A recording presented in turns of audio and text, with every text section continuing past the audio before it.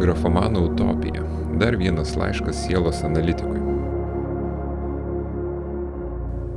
Mano rašymas niekada nebuvo skirtas eiliniam žmogui. Neskirti kažką nepažįstamam, tokiam pat naiviam ir savimi pasitikinčiam. Šioje kreivų veidrodžių karalystėje, prie kurios mes taip smarkiai esame prisirišę, yra tolygu atiduoti dalį savęs. Būti įvertintam kito, per visai kitą minčių, vaizdinių, asociacijų ir emocijų dimensiją.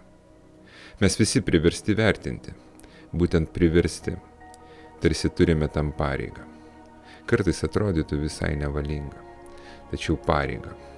Gal todėl taip dažnai trokštame kažko paprasto, lengvai suvokiamo, nenutolstančio nuo daiktų ir poreikių, į kurių sukuri tarsi esame įmesti esmės.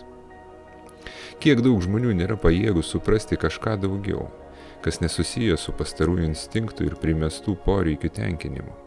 Kiek daug žmonių tarsi užstrigę tame paviršutinio vertinimo ir lengvumo vakuume. Tad į viską, ko jie nepajėgų suprasti, o kartais tiesiog nenorintis eikvoti savo jėgų siekiui suprasti, numoja lengva ranka ir ramiai tęsia savo euforiją neveiksnumo būsenoje. Būdami užtikrinti, jog gaišti laiko apmąstymams neverta. Jie dažnai sako, reikia gyventi. Ir taip daug veiksmo mano galintis įdėti į šį žodį.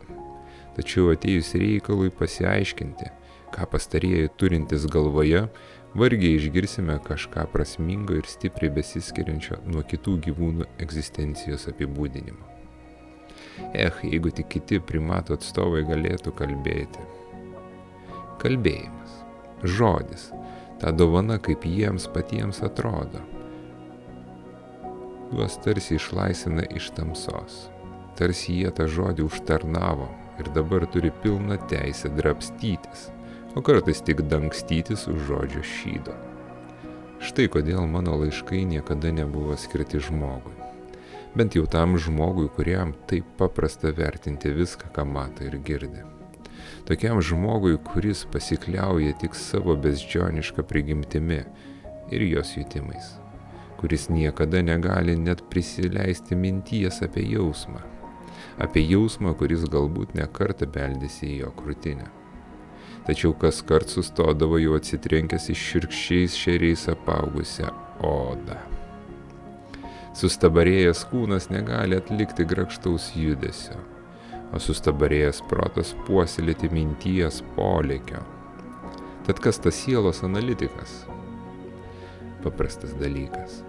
Mes jau paminėjome, jog joks žmogus neužsitarnavo žodžio, nes pastarasis jam buvo suteiktas savaime. Būtent todėl vertinti jis priverstas. Tad ne žodis, ne kalba jį padaro tuo žmogumi, kuriuo jis mano esąs, o gebėjimas pajausti savo vidumi tai, kas vyksta išorėje, už žodžio, už vaizdinio ir net už emocijos ribų. Matyt, tai labiausiai į maldą panaši kontempliacija.